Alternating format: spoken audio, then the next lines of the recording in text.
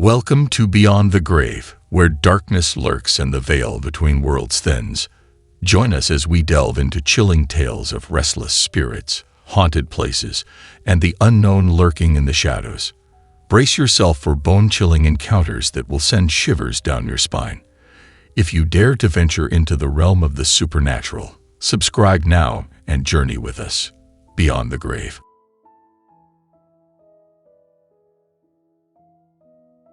I've never, ever written in a journal before in my life, but after who I met yesterday, I thought I might want to start one, for his sake and my own.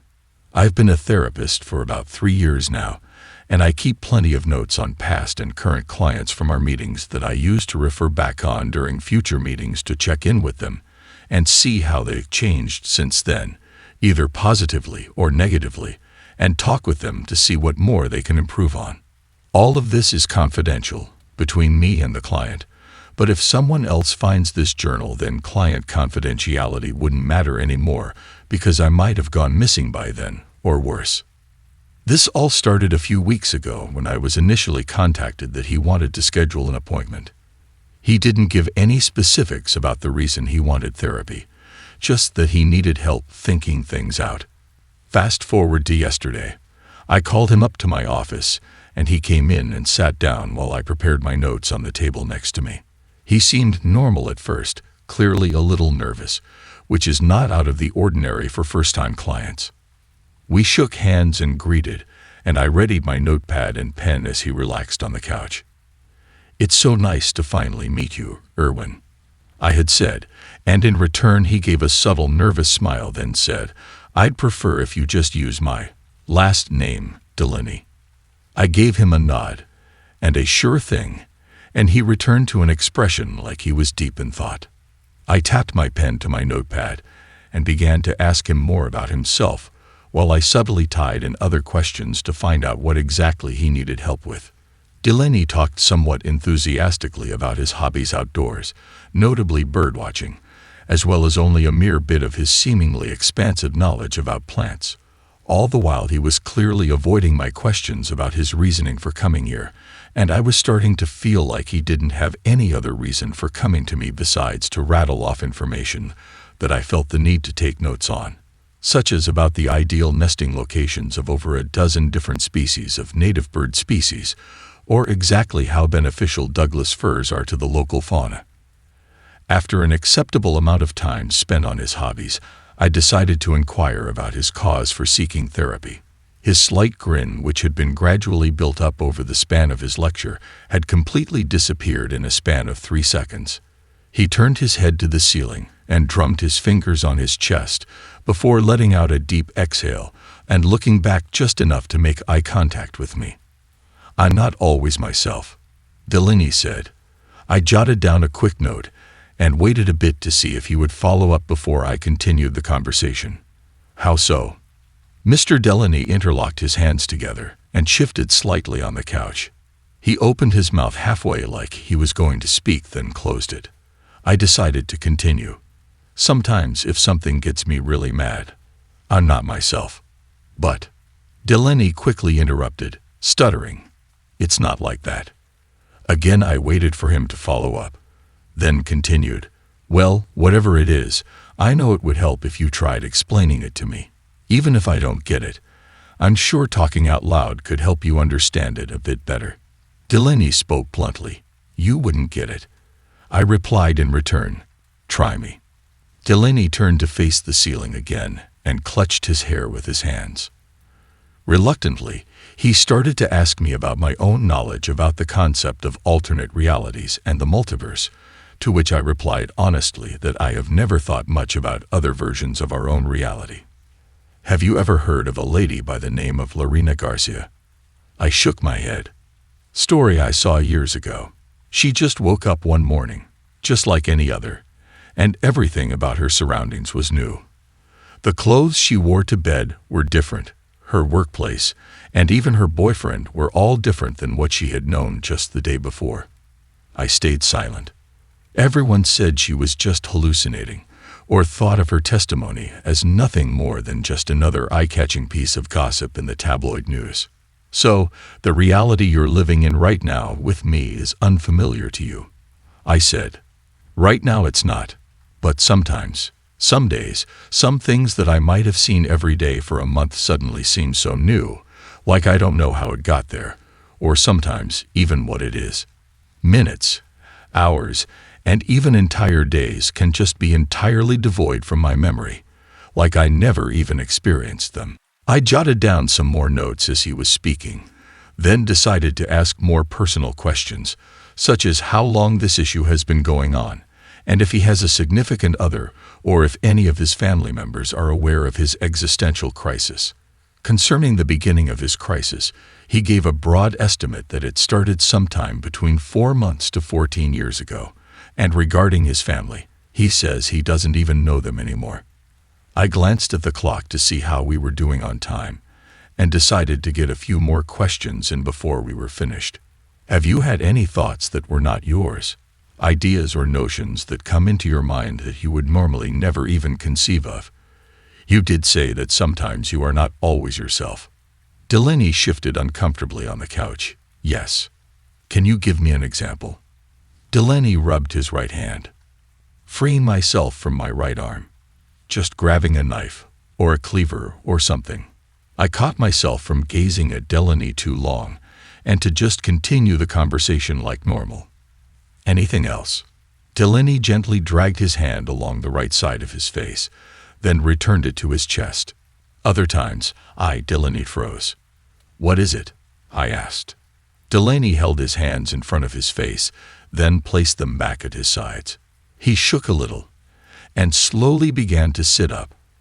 I sat still, and admittedly began to panic a little, but remained calm as he went through his episode. Delaney began to look around the room with a look of determination, mixed in with a level of fear. He turned to look me dead in the eyes with a bitter glare.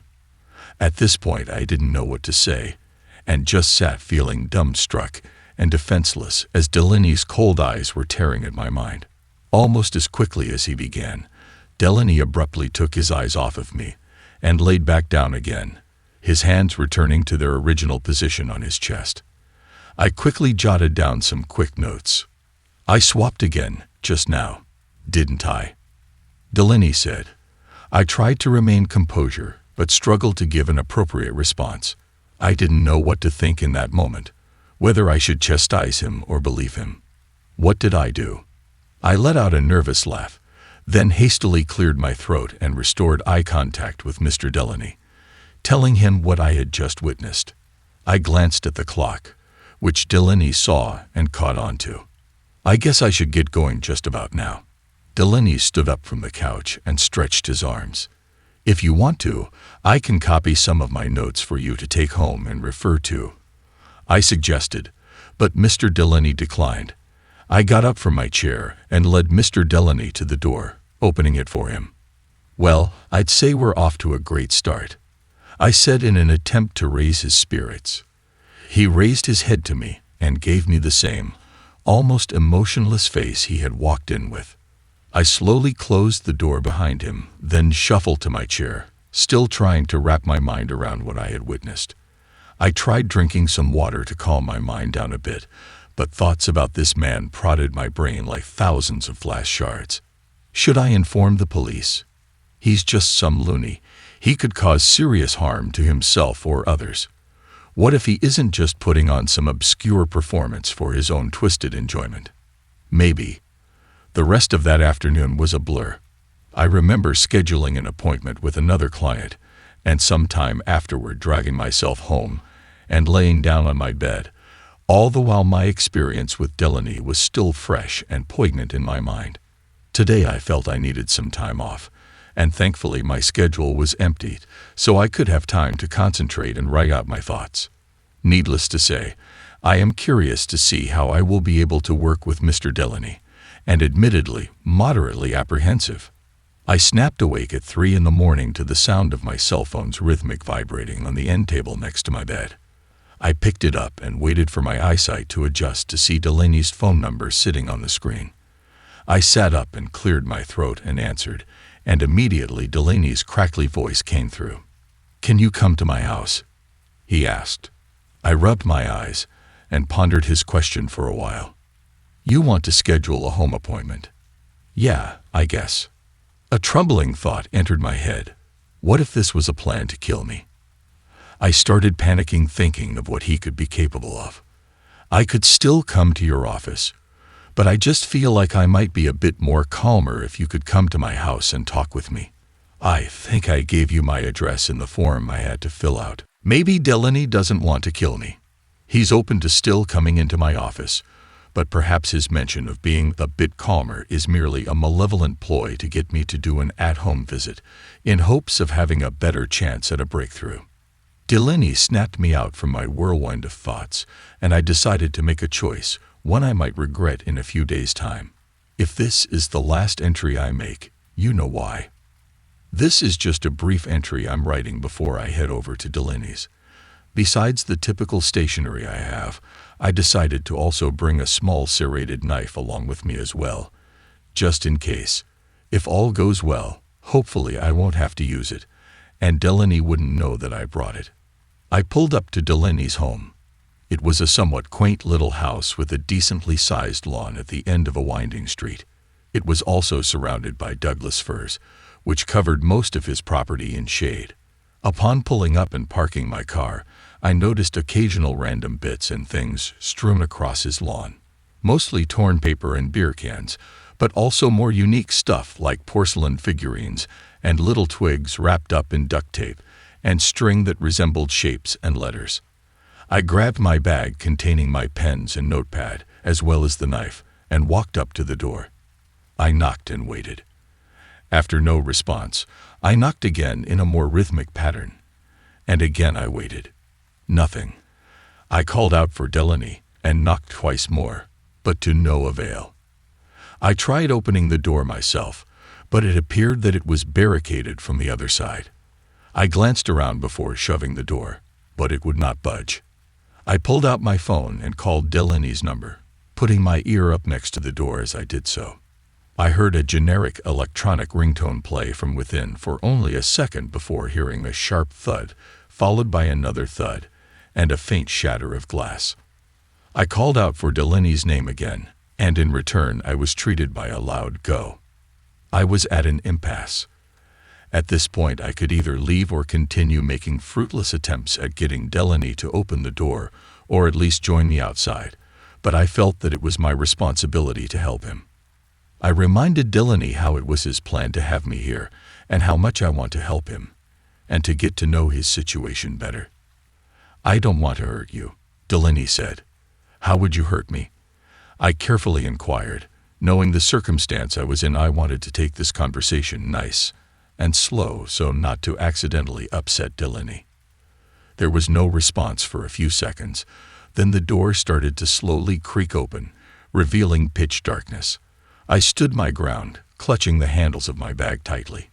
Please come, Delaney muttered from within. I carefully stepped through the doorway, half expecting Delaney to pounce on me from out of the darkness. Delaney's arm emerged from the blackness, closing the door behind me and shutting out the only bit of light present in his house. I stepped back, trying to feel for a surface like a wall, but only ended up losing myself further into the abyss. Delaney made a few slow, clicking sounds with his mouth. Then, out of nowhere, I felt his hand grab mine, and he started leading me. I groped at my bag to make sure I still had it while still being led by Delaney's single, barely visible hand. He continued clicking until he sternly said, "Sit." Delaney let go of my hand, and I stumbled back and landed on a couch or similar piece of furniture. I could hear him rustling in front of me, and then slump onto something, releasing a sharp squeak as he did so. He spent a few seconds shifting on his seat, and then went quiet. I have assumed a new body, that which belongs to an alternate version of myself. Delaney spoke softly. This is more than what I originally assumed. Not only can I involuntarily trade psyches with my other selves, but can also unwillingly assume their forms and their abilities. Delaney tapped his feet a few times, and I could hear the sound of a drawer open and close. I could hear several scraping sounds, and then suddenly a small flame emerged from a few feet in front of me. The orange glow was soft, but enough for me to see that it was coming from a small brown lighter, and the hand that was keeping the fire active. It was not how I remembered Delaney's hands. This hand looked more rough and significantly more pale, and his nails were a quarter as long as his fingers. He tilted the flame down to a small candle visible on a decently sized table between us, brightening the glow slightly, but not enough to make out any of his other features. I have been in this body for 4 days. Yes, 4 days now. I fumbled around my bag to take out my notepad and pen, and poked myself with the tip of the knife on accident. I asked Delaney if it was okay if I could notes, and he permitted me. I bent over and set my notepad on the table by the candle. You know, before all this happened to me, in all honesty I planned on, well, he laughed softly for a second, killing you. As I had started to write, I froze. I retracted my left hand and fumbled around for my bag. You brought that knife because you thought I would hurt you today, right? I froze completely now. I didn't know what to say. There was no way he could have seen the knife at all, even in this pitch darkness. I heard Delaney shifting again in his seat, and now in the faint glow of the candlelight I could make out a face, one that I passed off as some visual hallucination, as soon as I saw it. He shifted again, and the face receded back into the blackness. Well, I no longer have any desire to hurt you anymore. I have become something else, something more, and I intend on you to be my witness. Without a prior thought, I started jotting down notes and focusing on saving everything Delaney told me. In that moment, and even now as I write, I believe that every singular word that came out of his mouth would be extremely important later on. After I had finished my current set of notes and had regained my ability to think properly, I decided to start asking Delaney questions. What's with the clicking? Delaney took a second to respond. After waking up in the early morning to the excruciating pain of my skin and flesh peeling away so my other self could take form, suddenly, as I discovered, any bright light I came in contact with would bring me great pain, so I hid away from light completely. Now lost in the darkness, I soon found my salvation in sound, and realized how much more I can see with sound than in light. I wrote more notes, then continued with another one of my burning questions. Can I see what you look like? Another brief period of silence from Delaney. I saw a faint hand grow out of the darkness and awkwardly hold the candle up. The table creaked, and I saw him. His face was colorless, his eyes were closed and looked like they had been glued shut. His nostrils and mouth were considerably larger, with the nostrils being a bit more spread apart, and his mouth, void of any lips, looked more like a crooked crevice on his face. After only a few seconds, he set the candle back down and vanished again. Now you have bore witness to my form. Since I know of no one else with your levels of courage and dedication, I hope you can understand now why I have chosen you as witness to my evolution. I was growing increasingly uncomfortable, but wanted to ask Delaney what he means when he tells me I'm his witness. At a later time, you will know everything. For right now, though, you can continue with your questions. Reluctantly, but still being exceedingly curious, I continued with more, shorter questions, such as his mental state and any recent suicidal thoughts, which he said all went away ever since his transition, although he shared in detail how he was at his breaking point the day before transforming, and how his standard bodily functions have been changed since transforming. Orange juice now tastes extremely bitter, and he feels a little slower when moving, but otherwise there have been no major body changes. After asking everything I felt the need to ask, I put my notepad away, then spent the next few minutes sitting in silence with Delaney. Finally, I decided to stand up, and was about to say my farewell to Delaney, but he quickly cut me off. Stay here. I asked him why. As my witness, you must be with me. To experience any other sudden physical or psychological transformations I may have to endure. I explained that I have to help multiple people as part of my job, and have other responsibilities that I have to tend to, like maintaining my property and paying bills. Do you not understand the importance of the task I have given unto you? I am worth far more than all of those deplorable and depressive people that you surround yourself with. You have seen my new self. You know what I have become, but yet you reject the chance at bearing witness to my evolution. I felt like I was at my limit with Delaney, and said something I knew I'd quickly regret. You're delusional, Delaney. The words shot out of my mouth like bullets from the barrel of a gun. Delaney was silent for what might have been a few seconds, but for me felt like a minute. With all that I have shown you, how is it possible that you not only refuse to see what is front of your very eyes? Delaney crept forward, once again revealing his twisted face through the soft candlelight glow. But also call me delusional. I shifted uncomfortably and spoke. I don't want to have to hurt you. Delaney gave me a soft, crooked smile. Neither do I have any need to hurt you, but yet you are letting your own fear and hesitancy get in the way of being able to witness and eventually experience for yourself all that the multiverse has to offer. The smile had faded, and he put on a more serious face. Are you truly willing to forfeit the opportunity at being someone more than you could have ever imagined? To be part of something outside of your realm of understanding? I felt too dumbfounded to give an intelligible response, leaving us sitting in silence for quite some time. Perhaps my curiosity got the best of me, or maybe due to some force outside of my control I had suddenly felt willing. Maybe what he spoke of was something I had felt a yearning for in my life that I was just never aware of. Or perhaps this was all just a plot to kill me. But in that moment, and even now, sitting in Delaney's room with only a flashlight my source of light as I write, I no longer feel scared, but intrigued, and admittedly I am excitedly anxious for what is to come. I have spent the last week at Delaney's house, and except for some time outside and drives to and from the store to get food, I have spent my days monitoring Delaney and keeping him company. From time to time I get these feelings of remorse that I just can't seem to pin down, more than what I might feel after making a short-sighted purchase on something expensive, or when I suggest a solution to one of my clients' problems that does not have the positive effect that I anticipated it to have. Perhaps this remorse stems from my feelings of my past beliefs and what I thought I knew about the world.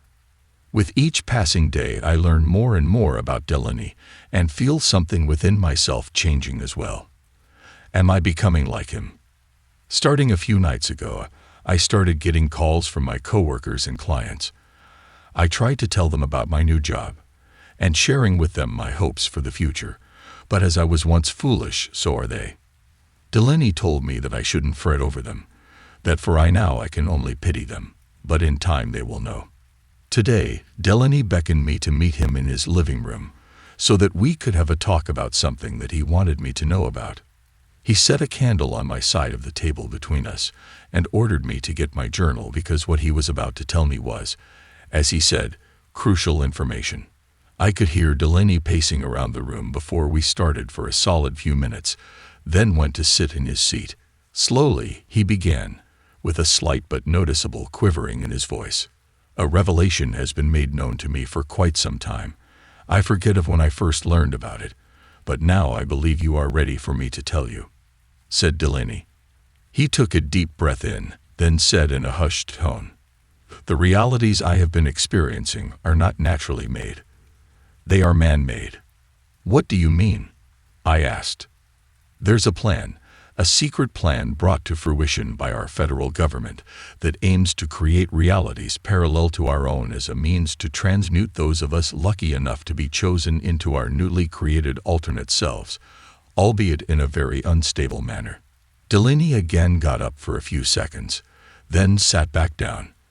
I fear that possessing this knowledge and passing it to you is enough for us to both be killed, or worse. I became frightened, but Delaney helped to calm my fears. But it is my job to pass this on to you, not just these words, but also these powers that I hold. You are growing fast, my witness, and you must know that in time you will soon have a witness or witnesses of your own, and they too will have witnesses, and soon this will spread throughout the entire world. Again that feeling of remorse prodded at my mind, and for a moment I was in a state of extreme panic, and Delaney once more had to help relieve me of my fears. Even now my mind is a mess whenever I think of what Delaney told me. A small part of me feels nervous all the time, and reading my past entries just makes the feeling worse. Who was I before I met Delaney? What was my life like before that fateful day? August 12th. I feel like I'm on the verge of greatness and power, but that I no longer know who I really am anymore. Sometimes I even feel that my own thoughts aren't even my own, if that makes any sense. When will this end? I awoke to see my skin and a little of my flesh sliding off of my entire body. I remember as I crying and writhing in pain, Delaney wearing a mask and thick black robes that he wore to hide himself from the light, came up to the doorway of my room and stood there, patiently watching on as my skin began to miraculously regrow. Blood was seeping out of the rest of my skin from the soles of my feet to the top of my head as it peeled away and then grew back. I was in too much shock and pain to think straight, but seeing Delaney give me assuring nods and remembering his promises reminded me that the worst would soon be over. Even after my skin stopped falling off shortly afterward, I was still in overwhelming agony. Delaney left and returned with a cup of water and handed it to me. Despite my arms feeling like they were impaled with millions of miniature, piercing needles, I still managed all my willpower to lift the cup to my mouth and drink. Delaney came over and reached his arms under my arms and helped me to my feet. He shook out my pants and shirt to get the rest of my fallen skin off of me. I wearily looked down and saw dozens of strips of my skin floating around in a small puddle of my own blood and covering the floor around it. "You are the same," Delaney said, sounding confused. My pain numbed over and I started hyperventilating. All this just to remain unchanged.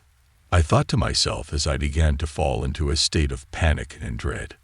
Delaney began to look over my body, then abruptly ran out of the room and rushed back in with a knife in hand. "What are you doing?" I screamed.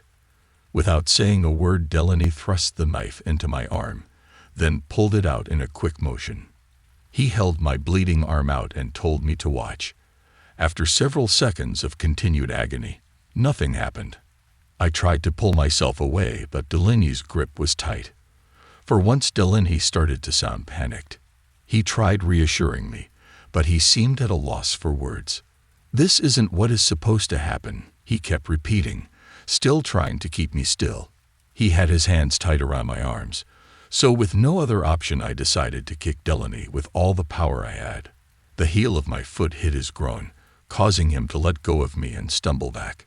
"You lied to me," I screeched. I put my hand over the gash in my arm and tried applying pressure to it. I grabbed several socks lying around one of the legs of my bed and wrapped them around my wound and tied them all together. Once again I screamed, calling him a liar. He was near the door, kneeled down with his head away from me. "Look at me." Delaney remained silent and defeated. I felt the anger and despair within me surging, and without another thought I ran up and with both hands tore the mask from Delaney's head and cast it away, revealing his twisted, inhuman face. He cried out and fell to his knees.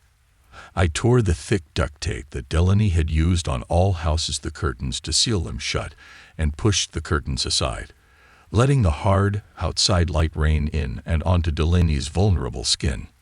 Once again, Delaney screamed even louder and tried to cover his face with his gnarled hands. The only thought on my mind in that moment was anger and a feeling of revenge. I picked up the knife he had used to pierce my arm and stabbed his arm. "What happened?" I cried. Delaney was wailing in pain. I ran the knife down his robe and tore it open, allowing more of that bitter sunlight that he despised so much to hit his tattered flesh. I could see his face start to sag and bubble up. I grabbed Delaney by his arms and ran him through the bedroom window. At first he only managed to crack it, but after another go his head broke through the glass. I shouted curses at him as I pushed him outside, the glass of the window breaking off and impaling itself through Delaney's robe. He was rolling around, trying the best he could to shield himself the sunlight. I huddled into a corner and wrapped a pillow over my head to try and shut out the sounds of his dying screams. Again, I shouted in despair, refusing to accept that all that I had believed in and hoped for during the past weeks was all a lie. After some time, when I could no longer hear Delaney, I dropped the pillow and looked outside. I could see him huddled up, with blood running out of his black robes. I got up and walked outside to him. I knelt over his body and looked him over. His already deformed body was even more deformed. His face was blackened, and I could his eyes now, which were now completely red with blood. His mouth and nose were both puffed up, and the rest of his body was covered in numerous bumps ranging in size and blood that either came from the glass shards or that had oozed from his skin. "Delaney?" I asked. Nothing. I rolled Delaney over and returned to the house. So much happened that I wanted to write all this down as soon as I could. I think I finally understand now the mistakes I made, following Delaney and believing in his lies about reaching some higher level of existence. All my feelings of dread were just from my old self trying to get me to stop, to snap out of this lunacy. I was so caught up in Delaney's fantasy that as soon as it began to fall apart, I killed him in cold blood. I feel no remorse for killing Delaney, though, and already felt willing to end his life even before he knifed me. What kind of a person have I turned into?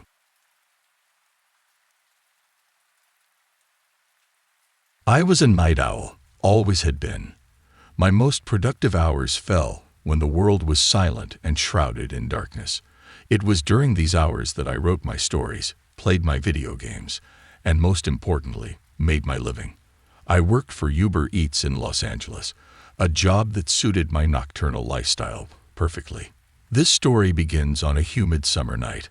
I had just finished delivering a late-night pizza to a college kid studying for his exams. As I drove back to the more bustling part of town, I noticed a new order popping up on my phone.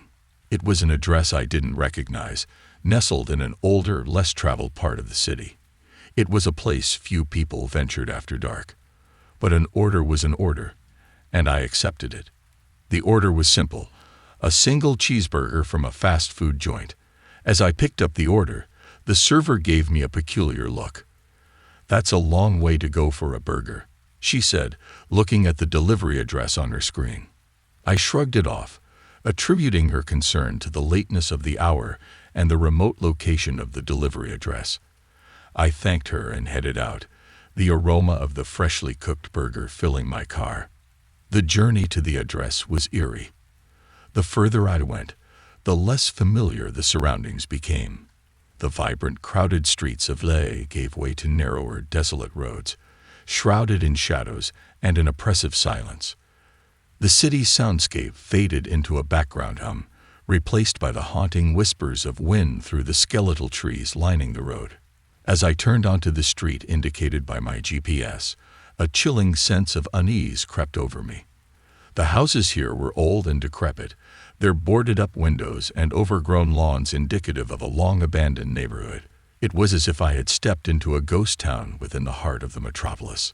My headlights landed on the house matching the delivery address. It was a dilapidated two-story building, the chipped paint and crumbling facade adding to its eerie appearance. But what unsettled me most was its windows. They were not boarded up like the others, instead covered by old, faded curtains that seemed to shift ever so slightly. A sensible person would have turned back, but the reality of my financial situation compelled me to carry out the task. I got out of my car, the cheeseburger in hand, and approached the house. The overgrown weeds crunched under my shoes, the sound unnaturally loud in the unsettling silence. I knocked on the door, the sound echoing through the hollowed-out house. As I waited for a response, a chill ran down my spine. There was something profoundly wrong about this place, an ominous aura that I couldn't shake. And then, the unthinkable happened. The door creaked open on its own, revealing an enveloping darkness within. "Hello," I called out, my voice tremulous, swallowed up by the darkness inside. An unsettling stillness hung in the air, broken only by the distant echo of my own words. I was about to turn around, my instincts screaming at me to get out of there, when a voice drifted out from within the house. "Just leave it by the door. Thank you." The voice was old and raspy, an underlying tone of weakness evident in its timbre. Sympathy momentarily dampened my fear, as I realized this could be an elderly person unable to cook for themselves. I put the bag down near the entrance, took a picture to confirm delivery, and hurried back to my car.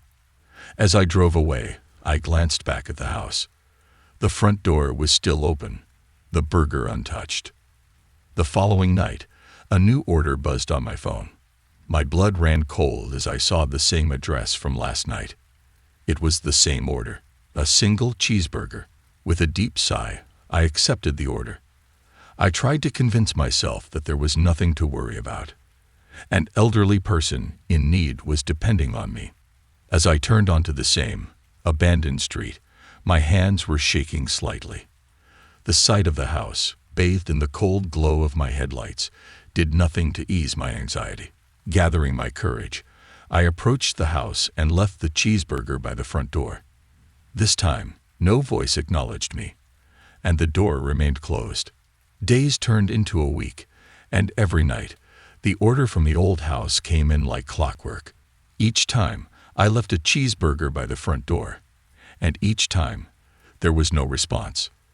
My initial fear turned into an uncomfortable routine, the mystery of the old house and its unseen occupant never leaving my thoughts. On the 8th night, things change. The voice, frail and weak, called out again as I set down the cheeseburger. Could you come in and place it on the table? I'm not feeling well." Against my better judgment, I pushed the door open and stepped into the house. The air was stale, heavy with the smell of decay and damp wood. I strained my eyes to adjust to the darkness, flicking on the flashlight on my phone. The narrow beam cut through the shadows, illuminating a pathway strewn with old, tattered furniture and cobwebs. I placed the burger on a rickety table and backed out, not daring to explore further. As I drove away, the feeling of unease was stronger than ever, the image of the decaying interior imprinted in my mind. The house was not fit for habitation, yet someone was living there, surviving off of a single cheeseburger every night. But who were they? And why did they choose to live this way? And most importantly, why did I feel an uncanny sense of dread every time I stepped foot on that property? As the nights wore on, I realized I was about to discover answers that I may not be prepared for. My nights became plagued by nightmares, the old house taking on monstrous proportions in my sleep-addled mind. I would be back in the decaying living room, the weak voice whispering unseen, leading me deeper into the bowels of the house. I would wake up drenched in sweat, the echoes of the whisper still resonating in my ears. And still, the orders kept coming. I started to dread the pings on my phone as night fell, knowing that inevitably one of them would lead me back to the old house. Each visit felt like I was intruding into a story I wasn't meant to be a part of, an uninvited character in a slowly unfurling horror tale. On the 12th night, my worst fears came to pass. As I laid the cheeseburger at the front door, the voice drifted out, sounding weaker than ever. "Can you, please, bring it to me?" I hesitated at the entrance, every instinct screaming at me to refuse. But the pleading tone in the voice tugged at my humanity. Swallowing hard, I stepped into the dimly lit interior. The house seemed to groan around me as I walked deeper, following the voice that was now a barely audible whisper. My heart pounded in my chest as I moved past rotting furniture, the beam of my phone's flashlight bouncing off peeling wallpaper and bare wooden floors. Finally, I reached a dilapidated door at the end of a long, narrow hallway. With a trembling hand, I pushed the door open. Inside was a figure, huddled under threadbare blankets on an old bed, the room reeking of decay and neglect. "Over here," the figure lifted a frail hand, gesturing to a bedside table. I placed the burger there, my eyes never leaving the shadowy form under the blankets. As I turned to leave, the voice stopped me. "Thank you." Something in the tone, a mix of relief and sorrow, rooted me to the spot. I found myself asking the question that had been gnawing at me for days. Who are you? There was a pause, the silence stretching on until it felt unbearable. Then, the figure under the blanket stirred. Just an old man, waiting to be forgotten. I left the house that night with a heavy heart, the sadness in the old man's voice haunting me. As I continued to deliver the cheeseburgers night after night, I began to feel a sense of duty, a need to ensure that this lonely soul was not forgotten. But with each visit, the atmosphere in the house grew more oppressive, the sense of dread escalating into tangible fear. I started to hear things, whispers in the silence, sighs in the creaking wood, laughter in the rustling wind.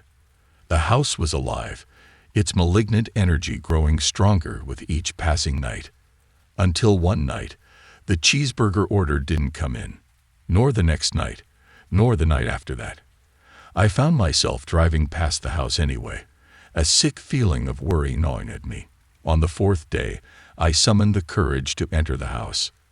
The silence inside was deafening, the usual whispering voice absent. I moved towards the room, my heart pounding.